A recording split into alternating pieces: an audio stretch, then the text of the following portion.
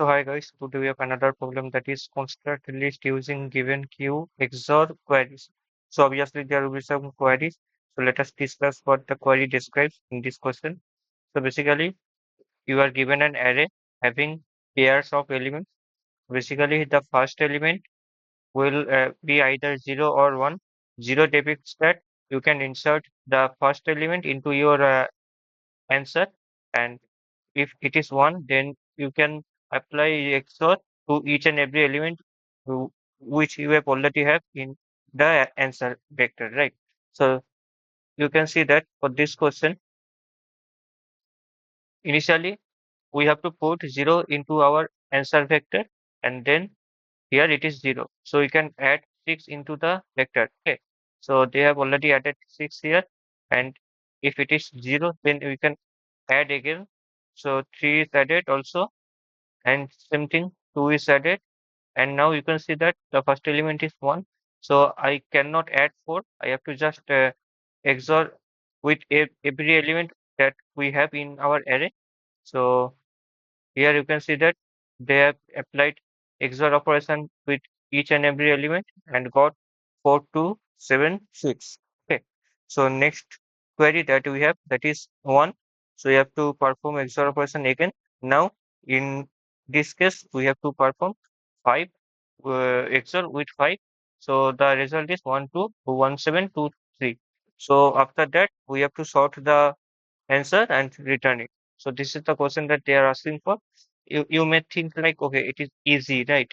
But it is not, because we have to use the time complexity that they are given uh, q into log q.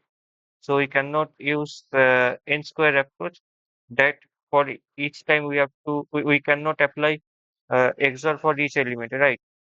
So it will lead to the time complexity that is q square. That will be huge. So how can I solve this question? So let us discuss for that. I have already drawn this table. What does that mean? Let us check for that. So initially I have included 0 into the answer, and then I have added 6.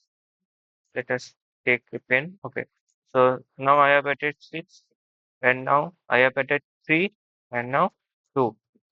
And you can see that in then after that, when we are adding 2, then we have to perform the XOR operation with 4.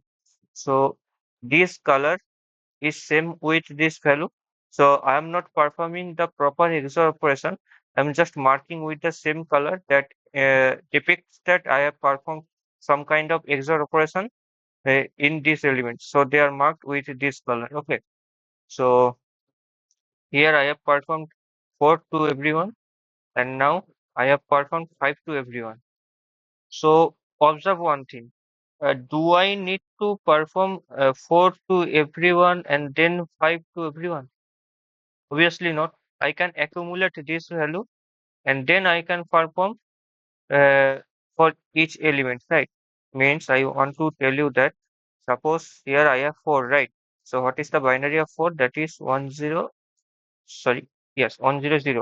And what is the binary of 5? That is 101.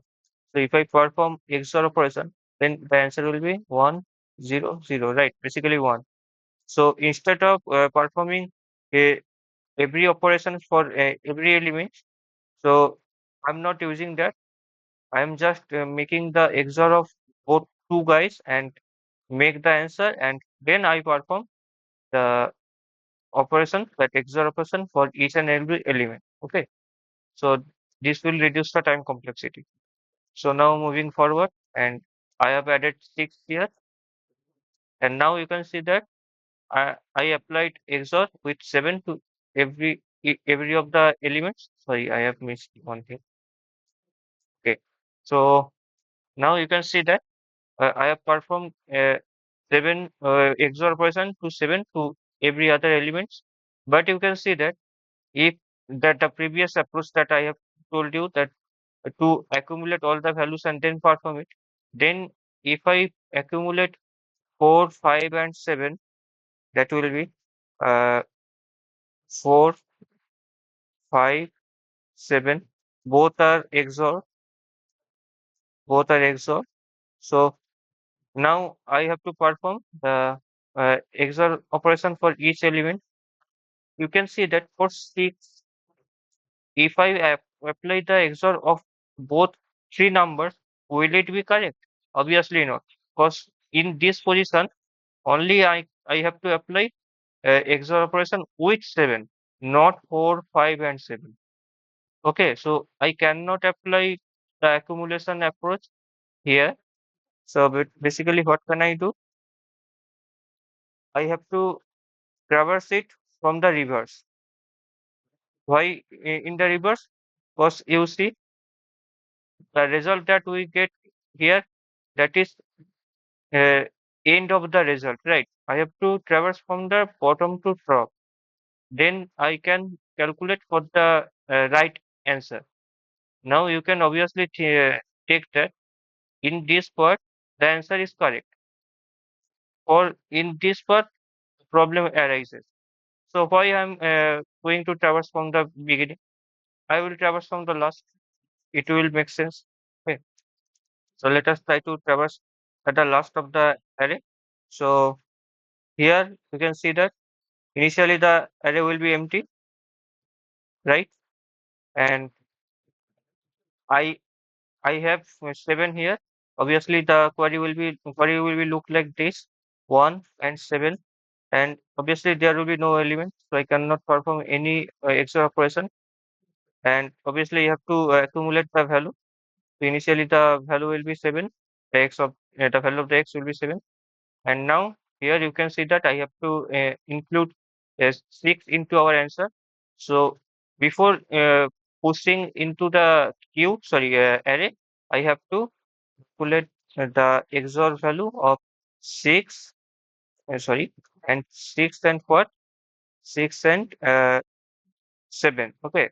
So I have to calculate XOR value of 6 and 7. And what kind of answer will be there? That will be stored into the this array. Okay. So suppose the value is 6 and underlined by red color, that will depict that I have performed XOR operation with 7. Okay. So now let's move here. So here you can see that uh, the query is depicted that I have to perform XOR operation with 5. So obviously you can see that I already have one element, and currently I cannot insert any of the elements, so I cannot perform the 5 to any one of them. Okay, so leave it. So now change the accumulated value with, it will be how much? 7 will be 111 and 5 will be 101. So it will be, sorry, 010. Okay, so now the value of x will be 2. And here you can see that again I cannot be allowed to add any element to our answer, and obviously I have to change this value. So this will be how much? This is 4, so it will be 100, and it will be 110. So this value depicts that our x is now 6. Okay, and now I am allowed to push 2 into our answer. So I have to perform XOR operation with x and that value 2. So I have to put 2 here. So where is the color? Yes. So I have put 2 and light x. And x is containing 7, 5, and 4. Both 3 elements, right? So I have to color it with 3 elements. That will be this one, red and green. So now we have to check for these 3. Obviously the value of x is 6. So I can perform the XOR operation with 6 and 3. So there will be some answer that will be stored into the answer vector, that will be suppose 3, and I I have performed with performed XOR operation with X, so it will be applied by three colors. Okay. So likewise, I will move forward and insert 6. So 6 will be inserted here, and obviously I perform the XOR operation with 6, and the colors will be red, orange, and green. Okay. Again, I am repeating why in these three colors, because already X is containing 754. So X is depicting that I have performed XOR operation with these three values. So already X contains these three colors. So if I perform XOR operation to the current value, then obviously the current value will also store that three colors. Okay. And now what I left, that is 0. So again, I have to perform XOR operation with 0. You do not need to perform XOR operation, because 0 XOR some value will be is equal to that some value. Okay, just put X here. That will be how much? That is 6. And 6 will contain the all the colors, obviously. So this will be our answer. I have to just sort this answer and return it. Again, I am repeating, this is not an actual answer. Okay, this is just a demonstration to show you that which elements are being XORed to this element. And here, this is how you can solve this question. And again, I am repeating again. Do not think that this is the actual answer. Do not think that. This is a demonstration. This is a presentation that I have performed XOR on these elements. Okay, to make you a better understanding. So I have performed this one, because in every step, if I perform the binary operations, then the calculation will be huge. Okay. So now let us move to the coding part and let's try to solve this code. Obviously, as I told you, I have to make a variable that will be x initialized by 0, and I have to traverse from the last, that will be q minus 1, I is equal to, and I greater than is equal to 0, I minus minus. Okay. So now if where is I and 0, if it is 0, then I can simply add the answer into our answer vector. Oh, obviously I didn't mention the vector. Yes. It will be answer, and answer will be dot post where I have to get the value that will be stored into queries. It will be I1, and obviously I have to perform the XOR operation, and what's the value, that is x. And now if it is not, then I have to change the value of x, that will be XOR to where is I1, and yeah, that will be enough. And at last I have to push the last element, the 0 element that they have already mentioned into the question, that 0, I have to push to 0. So for that, I have to push answer dot push where came. Okay. And now I I have to sort the answer, that will be sort and start begin and start end and return answer. So this is how you can solve this question, and let us run the code.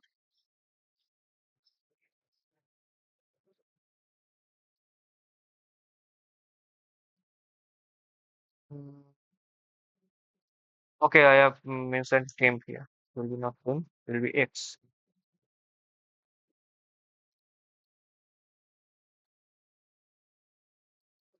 So answer is matching.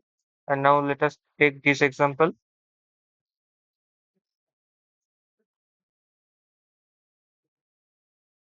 Okay, so this is correct also. Let us try to submit the code.